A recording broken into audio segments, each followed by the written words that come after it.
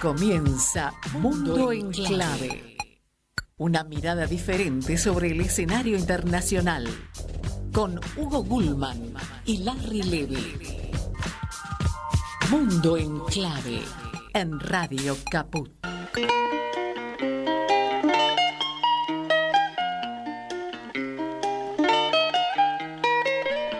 Aquí estamos, con la alegría de todos los lunes, con la alegría de todas las semanas de reencontrarnos en Mundo en Clave, en este espacio que disfrutamos tanto con mi amigo Larry Levy. ¿Cómo le va, señor Hugo Gulman? Sí, es cierto que lo disfrutamos mucho. Tal cual, tal cual. Y contentos, como siempre, como todas las semanas, nos acompañan los controles ahí un poco cachuzo, pero ya va a tomar alguna medicación que lo levante un poquito, Lucas Loza. Y también con la alegría de que vamos a reencontrarnos, como cada semana, posteriormente, con todos los oyentes y televidentes del multimedio de Marcos Paz, del multimedio público, de esa querida radio y querido canal de públicos de Marcos Paz. Nos vamos a reencontrar también con los amigos de Oberá en la provincia de Misiones, RPD Radio, la 97.5 y el canal de YouTube, todos los sábados a las 15, y nos vamos a reencontrar con todos los oyentes de Radio Pista Urbana. Así que aquí estamos, dispuestos a hablar de otro país, ¿no? Que como hacemos cada semana. Uh-huh. Un país interesante, porque vamos viendo las culturas, vamos viendo las diferencias, vamos viendo también cómo se cuadra el poder internacional, ¿no? Que hoy está más repartido que nunca, o por lo menos tiene esa tendencia. Sí, más repartido y con mucha discusión, ¿no? Con mucha discusión que por suerte se traduce en hechos conflictivos, bélicos y tristes, pero de mucha menor envergadura que una guerra mundial que podría llegar a ser, ¿no? Que contra todo lo que vaticina la Tercera Guerra Mundial, etcétera, etcétera, nosotros aquí desde este programa tenemos que conservar de alguna manera cierto equilibrio con respecto a esas conspiraciones, esas miradas conspiranoicas que hay. Tal cual, ¿sí? Tal cual. Aunque es muy inquietante pensar que tantos hablan de la bomba atómica, tantos hablan de la guerra atómica, de qué cerca que estamos, o qué sé yo, no sabemos si es así. Me imagino que ningún país va a tomar una decisión de esa naturaleza. Y si no, dejamos de hacer radio, porque no va a existir tampoco la radio, no es porque querramos dejar de hacer radio. No. Mientras tanto, nos vamos a la extinción. Escuchemos una música, a ver si les damos una ayuda y después pensamos a ver qué ayuda les podemos dar.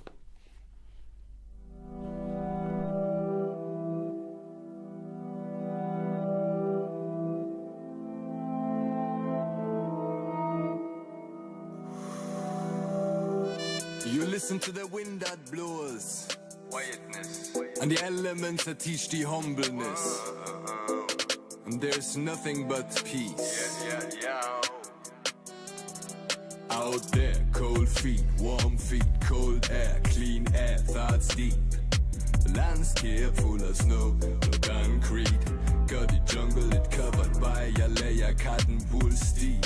I'm feeling so overrun me like the biggest landslide sweep. Relief from all of the everyday stress. Let the work. Bueno, esto en el país del que vamos a hablar está sonando en estos días. Hay una mezcla, ¿no? Ahí empezó ceremoniosamente, después parece rap o cosa por el estilo, ¿no? Sí, hay como una mezcla de idiomas también. Sí, ahí, ¿no? Sí. Bueno, les cuesta salir de la formalidad en este país, ¿no? Les cuesta un poquito salir de la formalidad y salir de esos cafés, porque una de las características que tiene este país es que, bueno, uno podría decir en cuántos cafés, uno podría estar hablando de Argentina si piensa en el café como tertulia, como lugar de encuentro, como lugar de conversación, de charla, ¿no? Sin embargo, nosotros en Argentina no tenemos, el café para nosotros no es patrimonio inmaterial de la humanidad, no lo declaró así la UNESCO. Sin embargo, en este país sí. Qué interesante eso. Tal cual. No Colombia, no Brasil. En este país. Podría ser en otros lugares, ¿no? También, pero sin embargo es ahí. Y lo consideran como un espacio donde consumir tiempo, donde consumir espacio con una taza de café, con charlas, con... ¿Puedo decir algo? Tiene unas tortas alucinantes ese lugar. De eso podemos hablar después en un ratito porque hay cosas muy interesantes. A ver, pero la música también es interesante. See creation again, soothing the mind. The way me treat nature is the way me treat myself. I know that I know nothing except Y también to tienen respect. algo más, Larry. Te cuento que tienen, voy a encontrar porque quiero ayudarme con esto porque es muy interesante. Tienen las cuevas de hielo más grandes del mundo. ¡Epa! Sí. Y eso sí. que no estamos hablando de Alaska, no dijimos eso, ¿no? No, la sugerencia no es hablamos de eso, Alaska, ¿no? no hablamos de Alaska. Hablamos lejos de Argentina, porque bien podría ser Sí. Argentina con las alturas nevadas que tenemos. Sí. Pero sin embargo tampoco es, y por el café que tenemos, ¿no? Pero las cuevas de hielo más grandes del mundo, no te digo dónde están en la ciudad importante porque sería... Revelar. Pero si te digo la zona de Werfen, bueno, esto pasa, ¿no? Digamos, por ahí no es tan fácil. Está bien, si vas a Google seguro que lo encontrás. Y tienen una experiencia, dicen, fascinante, porque son unas formaciones muy, muy grandes que brillan bajo la luz de unas lámparas especiales que te dan. Son unas lámparas de carburo que se les dan a las personas que ingresan, a los visitantes, y que, bueno, que representa parte de una naturaleza que son miles de años con esas cuevas llenas de, obviamente salen con calzado y con vestimenta acorde, ¿no? Sí. Acorde, ¿no? Pero bueno, mucha ayuda, muchos lugares muy lindos y hay algunos lugares que son tan lindos que da ganas de contar dónde estamos, así que mejor podés Dale, contarlo. yo voy a introducirnos en el tema. Bueno, cuando nos referimos a Europa Central, de eso estamos hablando, no lo decimos solo por su ubicación física o geográfica, sino por la producción cultural, científica, filosófica y política, y hasta podemos ponerle nombre a esa centralidad en una tierra muy disputada por los distintos ejes de poder muy movidos en la Europa de los siglos XIX y XX. No nos pondremos a dar acá una clase de historia, pero de esa tierra salieron nombres más o menos significativos que marcaron rumbos y destinos. Músicos como Mozart, Haydn, Schubert, Strauss, economistas nombrados tan obsesivamente por nuestro Javier Milei como von Mises, Hayek y Rothbard, ya se estarán dando cuenta. De allí también el artista plástico sumamente conocido Gustav Klimt, los actores Arnold Schwarzenegger y Maximilian Schell, el director de cine Otto Preminger, el político Kurt Waldheim, la realeza de los Habsburgos, ¿no? La casa de los Habsburgos, el filósofo judío Martin Buber o el padre de la psicología Sigmund Freud.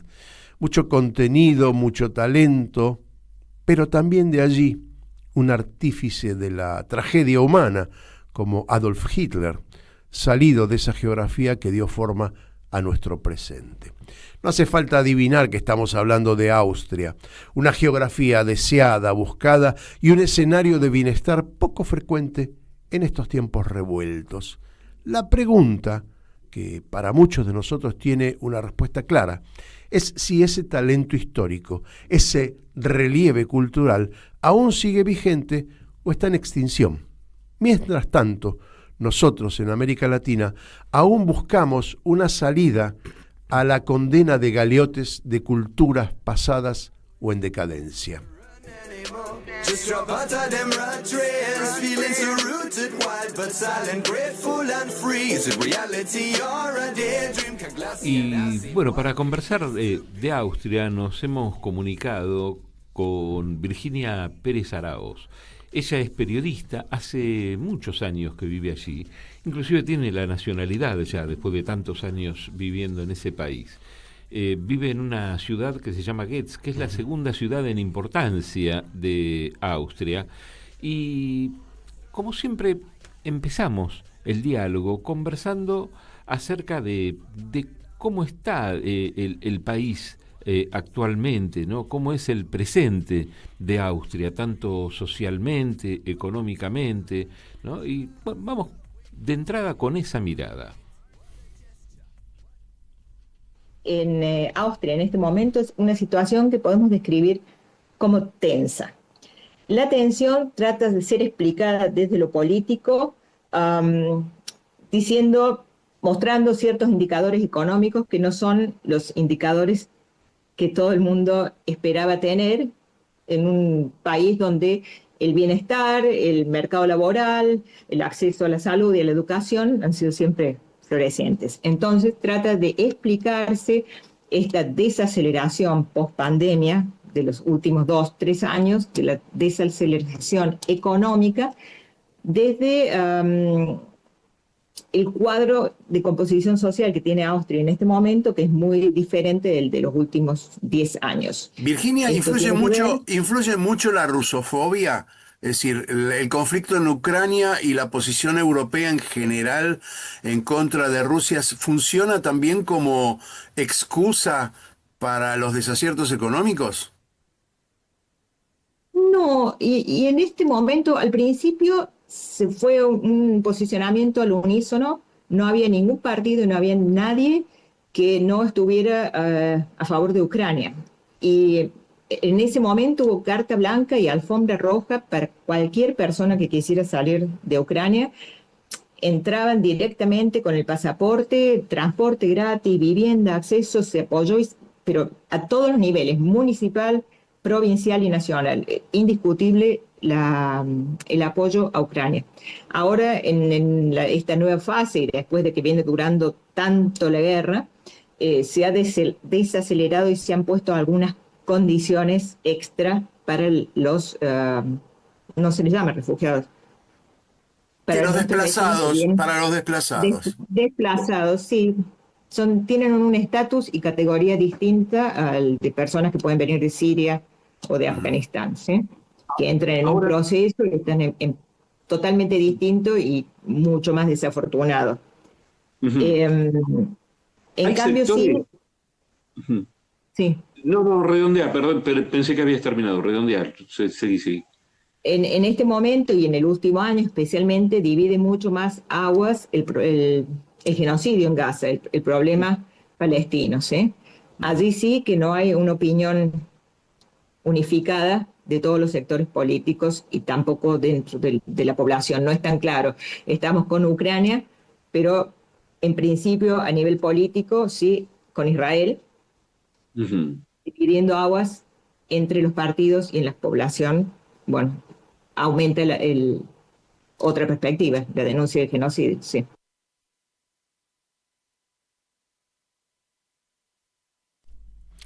Larry, ¿qué decís? Es interesante. Hizo un repaso muy interesante. Es interesante porque en realidad lo cotidiano en Austria está más o menos resuelto, esta es la realidad, ¿no? Entonces, la cuestión internacional tiene y va virando de acuerdo a lo que va pasando. Ella dijo, ¿no? Lo que está durando la guerra en Rusia nos hizo cambiar de algún modo la perspectiva. Antes la recepción de los ucranianos, los desplazados ucranianos, hoy ya tienen un estatus que empieza a ser molesto para los austríacos. Digo, les cuesta mucho a los europeos quitarse la mirada eurocéntrica de su bienestar, que empieza a tener algunas deficiencias, porque no solamente en Austria, sino en casi todos los países, sobre todo Alemania. Después vamos a ver lo que ella opina de Alemania y Austria. De alguna manera empieza a incidir las limitaciones de transacciones con Rusia, con respecto al bienestar ciudadano. Empieza a tener su influencia en la cuestión internacional. Tienen resuelto lo nacional, la cuestión de tensiones políticas no son nuevas, es todo Europa, la derechización, en fin. siguen siendo ellos de alguna manera, no por ella, porque ha sido muy gentil Virginia en su mirada y en su opinión que nos ha brindado, sino que es digamos un común denominador de las opiniones europeas. Ella no hace más que reforzar esa mirada que tienen en Europa. Nosotros desde aquí tenemos una mirada absolutamente diferente. Sí, de todas maneras, no están con Rusia, pero tampoco terminan de estar con Estados Unidos, ¿no? Ahí vamos a escuchar de parte de ella algunas opiniones, y también sobre el tema China, que a nosotros nos interesa porque venimos siguiendo de cerca. Cuando hablamos del poder repartido a nivel mundial, hablamos de China, hablamos del sudeste asiático, hablamos de Rusia, hablamos de lo que hoy compone un escenario bastante discutido. Y vamos a ver cómo lo miran, ¿no? ¿Cuál es la atención del público? Vamos a ver lo que decía de Estados Unidos, porque le preguntábamos si acusan a Estados Unidos por el sufrimiento económico de los últimos años producto de este conflicto entre la OTAN y Rusia. Y veamos lo que nos decía. Bueno, más que apuntar directamente a Estados Unidos, se apunta a la Unión Europea. Que, como hemos visto en los últimos meses, la reunión de la presidenta de la Unión Europea, doña Úrsula, con Trump, donde ella, tan pequeña, prácticamente se arrodilla ante Trump, ¿sí? Va a Trump, pero va a la Unión Europea. Cuando hay una crítica por el alineamiento, va a la Unión Europea. Y eso es también un poco peligroso, porque reafirma a los partidos de derecha que tienen un discurso anti-Unión Europea, ¿sí? Que acusan del desbalance económico y de la desgracia en las políticas migratorias a la Unión Europea.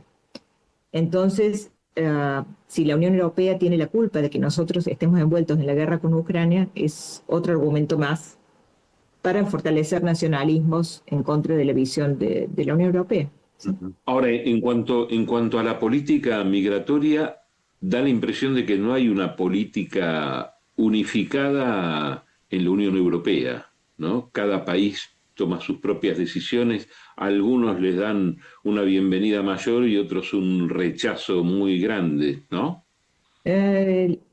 La hubo, se ha ido perdiendo, los países han ido haciendo sus propios movimientos y jugadas, pero sí hay en la Unión Europea, si bien no hay una política migratoria definida, sí hay una clara línea en lo que es derechos humanos. Dentro de los derechos humanos están los derechos de las personas desplazadas o que vienen a pedir refugio o asilo. De ahí la libre interpretación de la Biblia, ¿no? De ahí la libre interpretación de la Biblia. Muy interesante. Quiero aclarar que doña Úrsula es Ursula von der Leyen, que es la titular de la Unión Europea y quien tiene la función de, digamos, ejecutiva, ¿no? Como si fuese el presidente. ¿Tenés algunos datos? Sí, ¿no? Tengo datos, pero déjame que haga una aclaración, porque la cuestión de la recepción de inmigración en Europa está muy discutida entre los países. Hay países que son, como vos decías también, mucho más cálidos y mucho más receptivos, otros que no. Y cómo la letra escrita, porque hay, como decía ella, digamos, reglamentaciones con respecto a la recepción de inmigrantes de extracontinentales. Sin embargo, cada país tiene una mirada diferente con respecto a dar apoyo, ¿no? Y tiene que ver con el proceso político interno de cada país, no tiene que ver estrictamente con digamos, con la política de refugiados, como en algún derechos humanos, no, tiene que ver con la propaganda política de cada uno de los países y sí, bueno, el proceso de derechización, del cual en algún momento también hablamos con ella.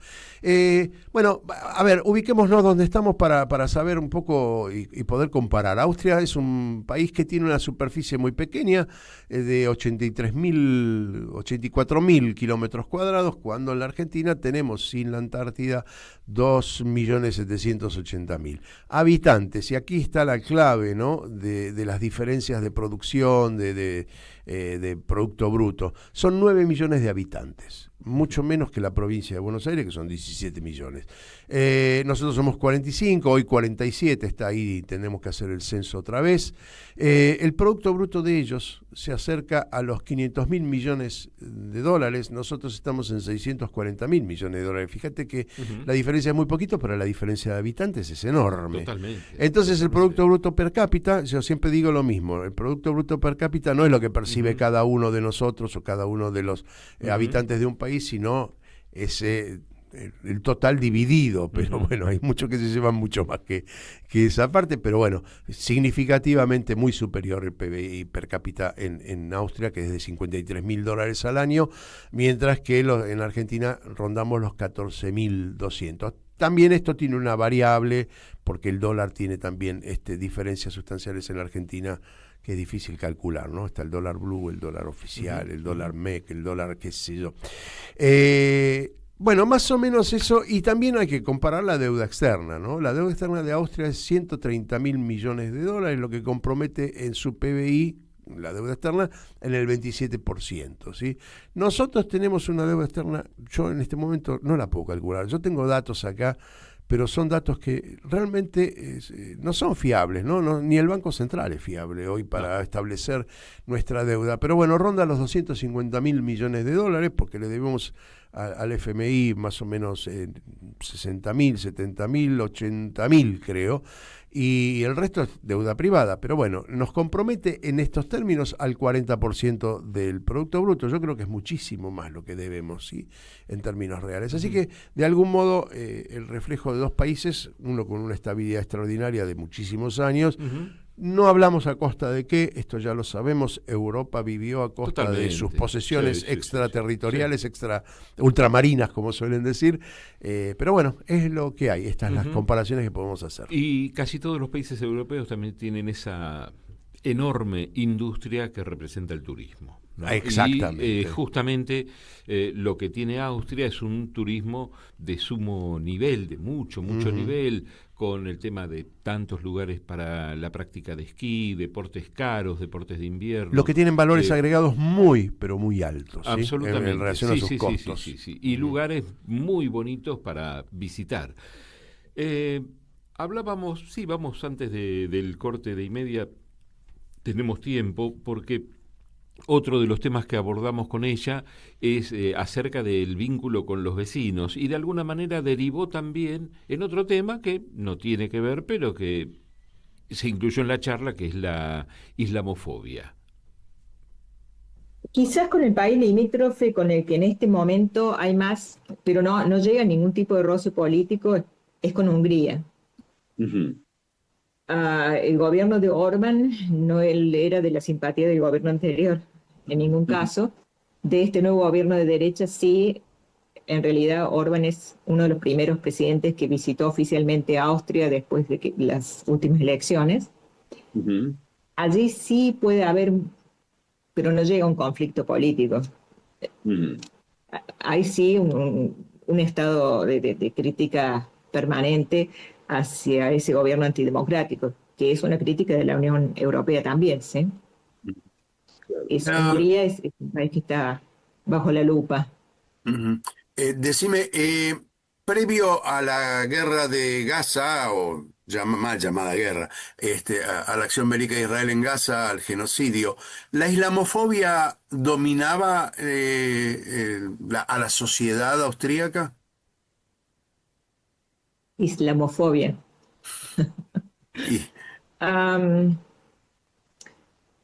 Hay que distinguir la sociedad de los partidos políticos y de los discursos que se van adueñando y metiendo cosas en la cabeza de la gente. Austria es un país en el que la Iglesia Católica tiene un gran poder, ¿sí? A diferencia de Alemania, que es un país cristiano, donde los protestantes y los católicos están 50 y 50, ¿sí? La misma Merkel es una protestante, ¿sí? De religión protestante. Austria es un país conservador, donde ya no existen los títulos nobiliarios, pero en realidad todo el mundo sabe quién fue antes de la Segunda República un noble, y les encantan todas estas historias. Entonces, cuando un partido habla de que nuestra fe o el cristianismo están en peligro, eso arrastra, ¿sí? Nadie quiere ser dominado por un país musulmán. Es interesante, ¿no? Porque en la charla se traslucen un montón de conceptos que son lejanos a nosotros porque tenemos, digamos, otra problemática, nos basamos en otras diferencias, nuestra pelea cotidiana es en las diferencias sociales. En cambio, en la sociedad europea, tan instalada, tan cómoda de alguna manera, de su forma de vida asentada, hay conceptos que les resulta extraño. En principio la islamofobia, ¿no? Es decir, el trato a los extranjeros venidos de Oriente, que en otros países, no específicamente en Austria, conforma una problemática. Fíjate que hace mención ella en que Austria, entre el protestantismo y el cristianismo, ¿no? Como cuestiones muy asentadas, que son diferencias. Y me remito a la primera parte de la respuesta de ella, a cierto roce, entre comillas. El gobierno anterior en Austria tuvo ciertos problemas con Orbán por su condición tan extrema de derecha. Sin embargo, con la nueva conformación política ahí en Austria, la afinidad es mayor. Sin embargo, hay culturas ahí diferentes, hay diferencias históricas que se ponen en juego en el debate. Larry, ¿sabes qué? Mira, ahora va a venir la pausa. Si vos querés, yo te dejo un postre. Dale, para que por te favor. Comas ahí durante Dije que las tortas en Austria eran muy buenas, ¿sí? Yo te voy a dejar otra cosa que se llama Germknödel. ¿De qué se trata? Germknödel, ¿sí? Es una bola de masa de levadura grande, esponjosa, rellena de mermelada de ciruela. ¿Te gusta la mermelada de ciruela? Sí, claro que me sí. encanta. Powell. Se cocina al vapor o se hierve y se sirve caliente, espolvoreada con, a mí me encantan, semillas de amapola molidas y azúcar. Se acompañan con mantequilla, no está nada mal, que se derrite, o con una salsa de vainilla. Y es un postre sumamente popular en las estaciones de esquí. Bueno, sí, yo la última vez que hice esquí me quebré dos huesos. No es para mí. Mira. No, nunca yo soy hombre del desierto, no soy hombre de nunca la hice montaña. ni volvería a hacer. Bueno, pero volvemos a Austria y vos hablaste mucho de los paisajes, la comida. Es uno de los países donde me parece hay más cultura mucho más marcada. Hay otros países donde la diferencia entre lo gastronómico, lo cultural, lo musical es muy fuerte. En Austria compone una especie de unidad, ¿no? Hay un refinamiento, claro, hay un refinamiento interesante que bueno, solo puede ser reproducido en otros países donde hay una homogeneidad social importante. Después, ¿no? si tenemos tiempo, más tarde te voy a hablar de un postre que creo que está acá en la lista, que tuve ocasión de probarlo hace unos años, acá, en un lugar alemán, y que era riquísimo, y que como fui con alguien que conocía cómo era el tema, cuando llegamos, se acercó y lo pidió, porque es de elaboración muy lenta, entonces comimos y todo, entonces lo pidió, ni bien llegamos, era solamente por encargo ese postre. Se llama migas o migajas del emperador, pero después lo conversamos. Dale, vamos a la pausa y enseguida volvemos con más datos duros también, hay algunos cuantos interesantes. Dale. Enseguida volvemos con más Mundo en Clave, siempre en Caput. Y un recuerdo en Caput del Papa Francisco. Pasan cosas. Querida Ana María, de modo especial rezo por las madres, rezo por vos, rezo porque son luchadoras. Estoy seguro que, además del reconocimiento de la humanidad, Dios las tiene muy en su corazón. Son luchadoras. Lucharon por la justicia y nos enseñaron el camino. Y me alegra que vos sigas estas huellas de tu madre, que la transmitas a los demás en tu audición radial. De modo especial rezo por las madres, rezo por vos, rezo por tu madre, Esther, y rezo por todos los hombres y mujeres de buena voluntad que quieren llevar adelante un proyecto de justicia y de fraternidad entre todos. Son luchadoras y nos enseñaron el camino. Radio Caput.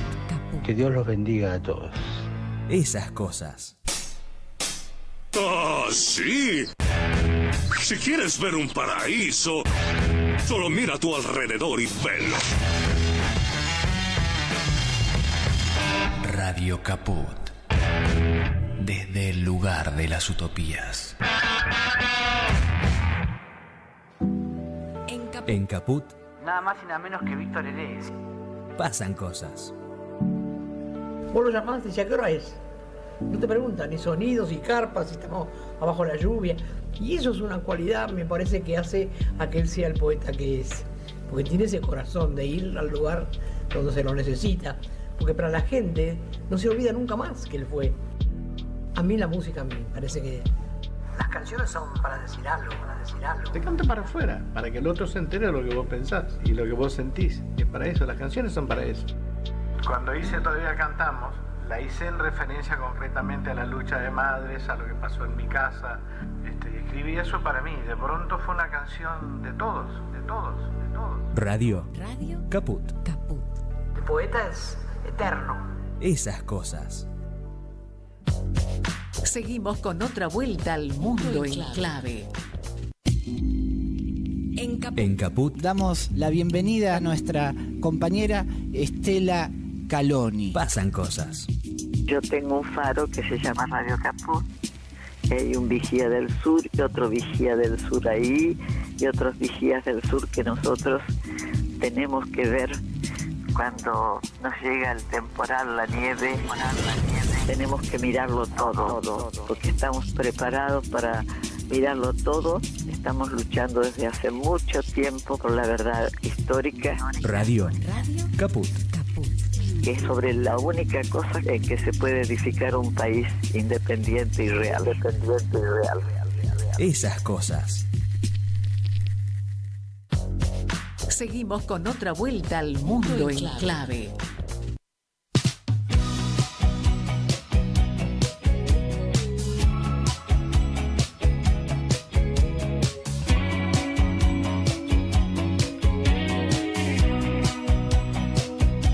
Ich habe einen Espresso für dich gemacht, so wie du ihn magst. Und ich habe ein Chianti eingekühlt für die Stunden danach. Ich hab für uns Bruschetta und Gnocchi, dazu noch ein Baguetta, ein Glas Limoncello, ein Teller Tagliatella, doch du. Bien, acá tenemos alguna música que también... No estoy seguro si esta está sonando ahora, pero es una música... Melódica. Sí, tal cual. Larry, tenías ahí algunos datos también. Unos datos interesantes, ¿no? Para ver cuán distanciados estamos en la inversión, digamos, en lo que es cultura y educación y salud. Me parece que es importante destacar. En la educación del PBI austríaco invierte en el 5%. Es media, no es una alta inversión en relación a otros países, ¿sí? Nosotros tenemos más o menos eso, pero está cayendo en este momento por los recortes que está haciendo Milei. Ella también habla de Milei y cómo se percibe, ¿no? Lo que pasa, lo vamos a escuchar. Perdona, el tema es que con un 5%, pero de presupuestos tan importantes que tienen, quizás sea muchísimo dinero, ¿no? Y bien administrado. Bien administrado, y bueno, si lo consideramos por habitante, y en relación al PBI, que están invirtiendo bastante, ¿no? Tal cual. Bueno, y en salud es mucho más destacado, están invirtiendo el 7%, ¿no? Para una población de 9 millones, el 7% de ese PBI tan abultado y tan diferenciado, con respecto al nuestro, es una inversión importante. Nosotros también teníamos una inversión hasta hace un pocos años del 7%, pero bueno, ya sabemos que está en caída. Bueno, deben muy poco dinero, ¿no? Y esto está relacionado con las exportaciones y las importaciones, porque tienen un saldo comercial entre exportaciones e importaciones de 15.000 millones de dólares anuales. Nosotros tenemos un déficit acá de 20.000, lo cual también genera deuda, ¿no? Es decir, estamos en un circuito donde en este momento, inclusive por el cambio y todas estas vicisitudes de este gobierno, hoy sale mucho más barato importar que fabricar acá. Por lo tanto, esto nos produce un agujero, ¿no?, en la economía, donde sale más de lo que entra, ¿no? En función de justamente esto es lo que está en virtud de esta exportación-importación. Bueno, digamos que los principales productos de exportación de Austria es las maquinarias, productos farmacéuticos. La industria farmacéutica en esa zona de Europa, Suiza, Austria, Alemania, es muy, pero muy fuerte. Bueno, y automóviles, ¿no? Exportan automóviles. Hay automóviles austríacos, o por lo menos autopartes austríacas que van a las grandes fábricas de automóviles. Bueno, y esto se relaciona íntimamente con el tema del salario promedio, del que hablamos fuera de aire nosotros. Hablamos de $2.500 más o menos de promedio, y nosotros estamos en los 600. Va en caída porque los dólares van cada vez más caros, por más que está flotando entre las bandas. Pero bueno, de alguna manera esto implica el costo de vida, ¿no? Cuánto invertís en comer, pero eso lo digo después. Sí, porque así nos metemos un cachito en más. Tenemos algunos videos más sobre el diálogo que tuvimos con Virginia Pérez Araoz. Y una de las cosas que conversamos, porque siempre hablamos de qué pasa entre los países y los vínculos con otros países. Por ejemplo, siempre abordamos China, es inevitable, ¿no?, en el mundo de la geopolítica. Pero, ¿qué pasa con la gente? ¿Qué pasa con el pueblo? La visión de China, la visión de Estados Unidos. Y le preguntamos algo también sobre Rusia, puntualmente, ¿no? Así que, bueno, vamos a este video. Yo creo que esos son temas que en el día a día en Austria no están planteados. Austria es como me van a odiar los austríacos si yo digo esto, pero es la hermana menor de Alemania. Ajá. Y donde va Alemania va Austria. O sea, es un país que no tiene en un momento fue más grande que Alemania, pero ahora hay 8 millones de habitantes en Austria. Una economía que está así, con Alemania. Entonces, reaccionan normalmente en bloque. No creo que tampoco que China le importe a Austria. Ajá. ¿Y la mirada que tienen los austríacos de Estados Unidos? Ninguna simpatía. ¿Ninguna simpatía? No. Ninguna simpatía. ¿Lo ven responsable del destino de Europa, de la sumisión de Europa al poder estadounidense? Es responsable, lo ven como un loco. Ajá. Quizás los partidos, la derecha, le tengan una simpatía, pero no hay nadie de a pie en Austria y ningún medio se atreve, lo ven como un loco. Y con Rusia, por supuesto, están absolutamente cortados los vínculos. ¿O algo hay? Los partidos de derecha tienen sus vínculos. Hace, 10 años, o menos, 8 años, una ministra que era de partido de derecha, la ministra de Energía, se casó, invitó a Putin, y Putin vino a su boda y estuvo festejando con la ministra, que después cayó en desgracia y se fue a vivir a Francia, y tiene muy buenas relaciones y va y vuelve a San Petersburgo. Y esa ministra que cayó en desgracia sigue siendo amiga del partido de derecha en el que militaba. O sea, la derecha tiene una relación con Rusia. Es muy raro. Es raro también porque si pensás, no hay un tema de izquierda-derecha en esta guerra con Ucrania, ¿no? No. Si pensás quién es el presidente de Ucrania, tampoco podés pensarlo alejado de la derecha, ¿no? Más Se bien. acabó el paradigma. Se acabó el paradigma de derecha-izquierda. Es interesante porque, bueno, al final uno puede coincidir o no, si existe izquierda o derecha, si se acabó el paradigma o no. Lo que Virginia dice es, a ver, hay unas cosas muy importantes, muy contradictorias de la sociedad austríaca, ¿no? Por ejemplo, dice, bueno, se sienten hermanos de los alemanes. En realidad eran los padres de los alemanes en algún momento. Hoy se sienten hermanos. Espero que no se sientan hijos de los alemanes. Pero bueno, de algún modo actúan en bloque. Lo dijo muy abiertamente. La opinión pública y la política alemana es afín a los austríacos. Con los Estados Unidos, mira qué curioso, ¿no? Hubo mucha americanización en el pensamiento europeo en los últimos, digamos, 50 años.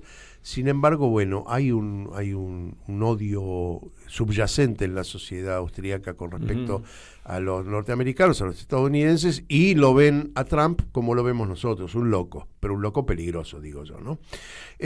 Lo que más me llamó la atención es que ella hace una alusión a que el hombre de a pie, el austríaco de a pie, no le importa China, no mira a China. Todos sabemos la importancia que tiene China. Habría que analizar el papel de los medios de comunicación en Austria y en Europa en general con respecto a la mirada que tienen de China, que tiene una importancia, un peso específico mundial, pero cada vez más evidente, ¿no? O sea, es que me dejas pensando en algo también, ¿no? Digo, el hombre de a pie en Argentina, ¿piensa en China? La clase política sí. La clase política sí. Bueno, pero la clase política china. Pero nosotros tenemos un nivel de militancia en la Argentina mucho más fuerte que puede haber en Austria. Yo te puedo asegurar que vas a Austria, vas a Alemania, la participación del interés público en lo político es mucho menor que en América Latina. Porque tienen resuelto lo económico. Porque tienen resuelto el estándar cotidiano. Es muy difícil renunciar a eso y tener una mirada crítica de lo propio y de lo ajeno, ¿sí? Creo que están entretenidos en otra cosa. A lo mejor tengan mucho miedo, y esto lo plantea Virginia con respecto a Rusia, por ejemplo, o al loco de Estados Unidos, ¿no? Con Rusia hay una cuestión de ambivalencia muy grande, y lo miran a Rusia como algo interno y no como algo externo. Yo también tengo mis reparos con respecto a si Putin es el régimen político hacia adentro que me gustaría tener. Sí. Muchos lo ven como el resucitador del espíritu de la madre patria rusa, ¿sí? A mí lo que me interesa en última instancia en este momento es qué papel juega la geopolítica internacional y todo aquello que represente tratar de frenar al poder omnívodo de Estados Unidos. A mí me parece bueno, y me parece que el juego que hace Putin internacionalmente en la geopolítica es positivo para repartir el poder en el mundo. Lo demás es interpretaciones de cada uno, ¿no? Que no lo hacemos por lo general en este programa. Nosotros tratamos de ver la realidad de cada país y ir presentándola. Cada uno hará su propia, sacará sus propias conclusiones. Pero más o menos es esto lo que se pone en juego. Bien, uno de los temas que hablamos, bueno, de alguna manera se relaciona también con todo esto que veníamos conversando ahora. Hablamos también de la derechización de la política. Exacto. ¿No? Y esto era lo que nos decía Virginia Pérez Araoz. Lo mismo que sucedió en Austria, en Alemania, donde la derecha sacó la mayoría de los votos. Es el partido que más votos sacó, pero los otros partidos se aliaron para impedir, una coalición impide que la derecha gobierne. Exactamente lo mismo sucedió en las elecciones nacionales en Austria, ¿sí?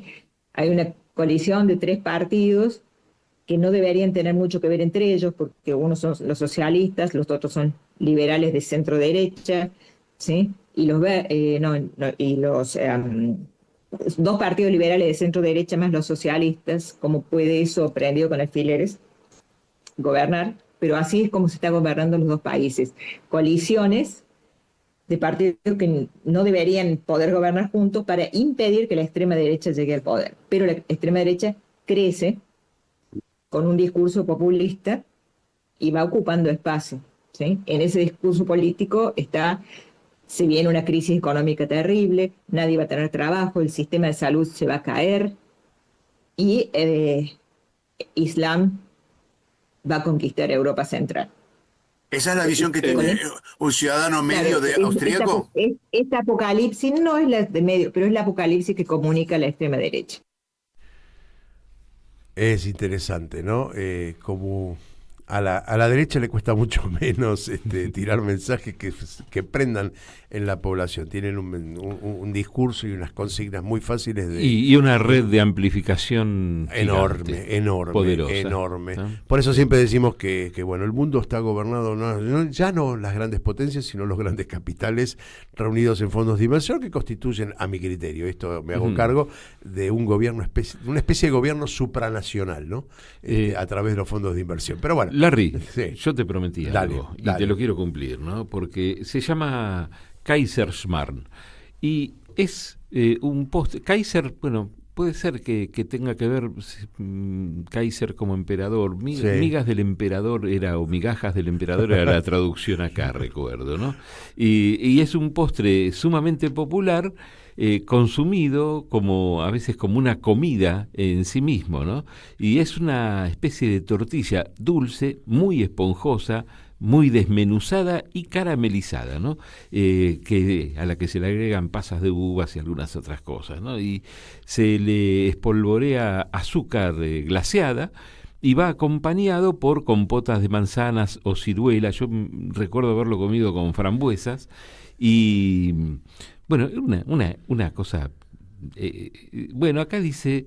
Se traduce como el disparate del emperador, justamente, ¿no? Dice esta información. Ya que la leyenda cuenta que era el postre favorito del emperador Francisco José I.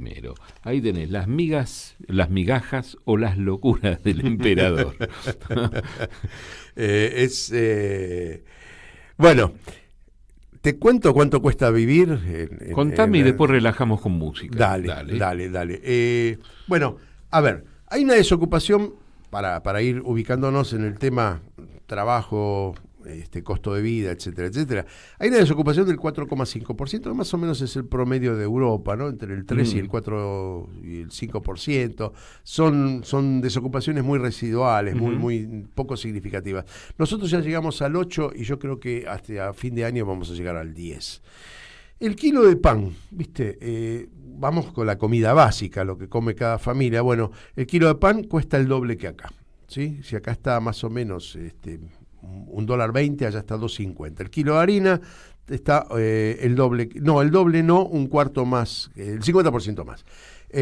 La carne vacuna, que es para nosotros es altísimo el precio de hoy, allí está un poco más caro porque no tienen la producción que tenemos nosotros. Y el litro de vino, que en Europa en general nos está costando cerca de 40 centavos de dólar, a precio de dólar de hoy, y allí cuesta cerca de $2.50. Es caro, pero tenemos que decir que para ir a trabajar allí se recorren menos kilómetros y muchos se hacen bicicleta, hay una cultura de la bicicleta muy, muy extendida.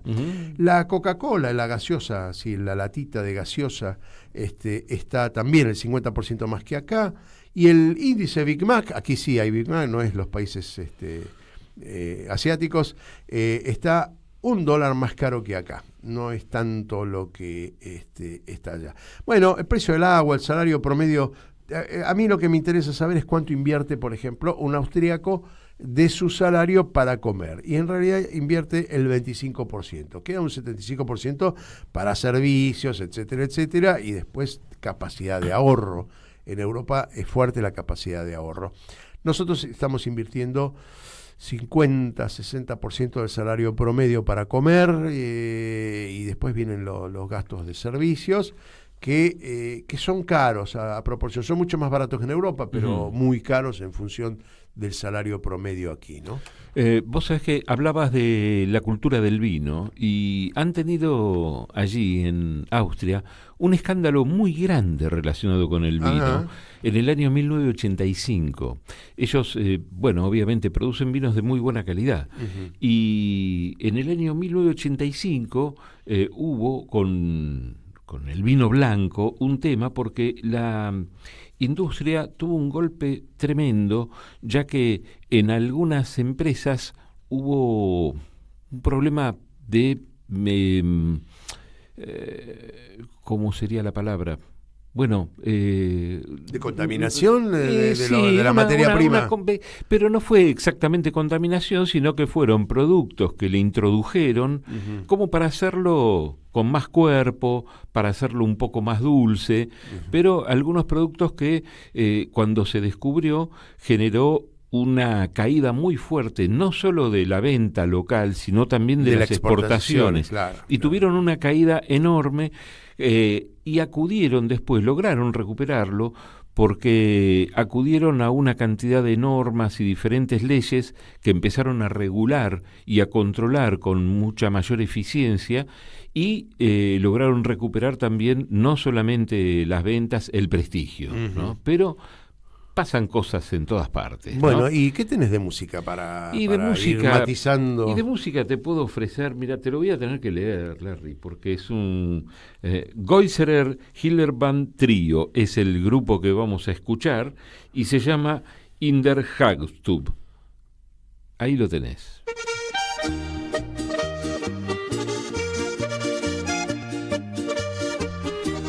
¿Cómo no despedirnos con alguna música? No nos despedimos, ¿no? Todavía, nos falta todavía. No, yo sé que no nos despedimos, pero ¿cómo no despedir de este programa, un programa hablando de Austria, con una música del Tirol, ¿no?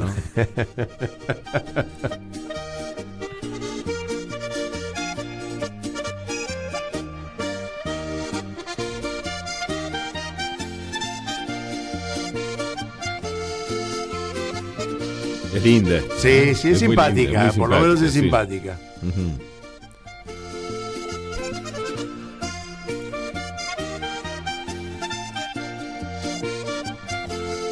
Y nos queda todavía algo, más todavía, ¿no? De la charla que tuvimos. Yo quiero expresar, en principio ella no es argentina. Es cordobesa, a ver si nos entendemos, ¿sí?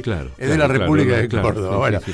No, pero ha sido muy gentil. Yo tuve conversaciones antes de que grabásemos la entrevista y realmente se ha venido muy gentilmente a brindarnos la información a esta charla y ha sido muy cálida en cuanto a la predisposición que tuvo para atendernos, ¿no? Además, bueno, extrajimos alguna cantidad de cortes de toda la charla. Sí, fue una charla larga. Fue un poquito más larga. Inclusive ella tiene un trabajo en la municipalidad, es decir, en el gobierno municipal de la ciudad donde vive, Getz. Y bueno, de alguna manera en contacto con la población, en contacto con lo que tiene que ver con la sensibilidad social, ¿no? Con la atención social de la... Como siempre nos interesa conocer la mirada de los entrevistados en relación a nuestro país, cómo es el vínculo del país o la mirada, mínimamente la mirada del entrevistado acerca de lo que pasa en Argentina, cómo está la Argentina. O en las relaciones, ¿no? Es decir, que hay entre el país, en los vínculos, ¿no? Y esto era lo que nos decía. Virginia, siempre otra de las preguntas que solemos hacer es acerca del vínculo del país que tratamos con Argentina, con la región latinoamericana en general, pero siempre apuntando más a Argentina. En este sentido, vale no solamente a nivel de los vínculos que puede haber culturales, comerciales, sino también qué pasa con la política hoy, teniendo nosotros un gobierno incierto, podríamos decir ultraderecha si quisiéramos englobar en algo, pero digamos, yo no quiero ser, no sé, es mucho más que una ultraderecha, es otra cosa. Conservadurismo puro, es conservadurismo puro. Y payasesco, porque hay no es el concepto de la derecha tradicional, sino que acá inclusive uno puede pensar en un ataque a la población, lo que está haciendo este gobierno. Es la irracionalidad, en mi opinión, pero también es como se lo toma. Yo siempre discutimos, o es un análisis muy común, que la Europa de la posguerra se apoyó en varios pilares para ser lo que es hoy una Europa de bienestar y de bienestar distribuidos, porque la distribución de la riqueza es otra y el que hace un trabajo asalariado vive mucho mejor del que hace un trabajo asalariado en Latinoamérica. hay otro tipo, las desigualdades no son tan grandes. Ujú. Y eso se construyó dándole al sistema de salud, dándole espacio a la educación, a la cultura. Esos 3 presupuestos no se achicaron, se agrandaron en la Europa de la posguerra. Y se ajustó quizás por otro lado. Políticas sociales existen todavía para darle a la redistribución de riquezas. Y esos 4 puntos son los que está tocando Milei en la Argentina. Entonces es casi inentendible lo que está haciendo. Salud, educación, redistribución social. Esos son los análisis de la prensa seria. Yo no he visto ningún análisis simpático. Lo que más he visto es análisis sorprendido de que alguien así puede gobernar un país. Para nosotros también, te aclaro. Claro que para nosotros también. Y los gobiernos, sin embargo, tienen establecido un vínculo más o menos estable entre Argentina, entre los gobiernos, digo, entre Argentina y Austria. Que yo lo sepa, no. Hay una observación de lo que sucede muy chiquito en las páginas internacionales. En el momento en que él ganó las elecciones, pienso que el gobierno de Kirchner se lo seguía más de cerca. El gobierno de Kirchner se lo seguía más de cerca. No es lo que pasa con nuestra prensa, pero bueno, creo que dio en el clavo. Creo que para cerrar toda esta charla, una de las cosas más importantes que establece Virginia es las políticas sociales europeas, que va a ser en el futuro una gran preocupación para Europa, porque no van a poder seguir, por lo menos, primero, si gobierna la derecha, y esto es un proceso que parece que es el dominante en toda Europa. Segundo, no va a alcanzar el dinero, es decir, el presupuesto sí va a haber un costo mayor con respecto a los servicios, por ejemplo. Se va a dañar esta cuestión del estándar social, el estándar político social de Europa. Por lo tanto, van a entrar en problemas. Ya en Alemania hay problemas con respecto al costo de la energía, ¿no? Es decir, para calefaccionar, para funcionar. Y como hay un estándar, digamos, si no hay un crecimiento muy abultado de la industria, sino que está muy ralentizado, todavía no se ven los problemas de mayor energía con el crecimiento que tienen todos los países del mundo. Así que bueno, eso me parece interesante. Sí. Terminamos, y bueno, y la mirada payasesca que tienen sobre Milei, ¿sí? Que para nosotros nos preocupa por el daño que nos está haciendo, pero desde Europa se ve muy payasesco. Yo pensaba que estaba con un lenguaje poco periodístico diciendo payasesco, pero avalado desde Europa. Sí, señores. Lucas Loza, gracias por estar ahí, como siempre. Larry, nos reencontramos la semana que viene a esta hora. Nos encontramos con toda la audiencia de nuestra casa, de Caput, pero nos encontramos también con todos los oyentes y los televidentes de la radio pública y el canal público de Marcos Paz, con el canal a través de YouTube y con la radio RPD, Radio de Oberá en la provincia de Misiones, y con Radio Pista Urbana. Con todos nos reencontramos la semana que viene, cada uno en su horario. Chau.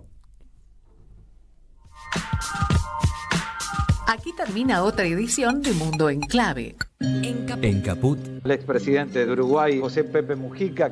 Pasan cosas.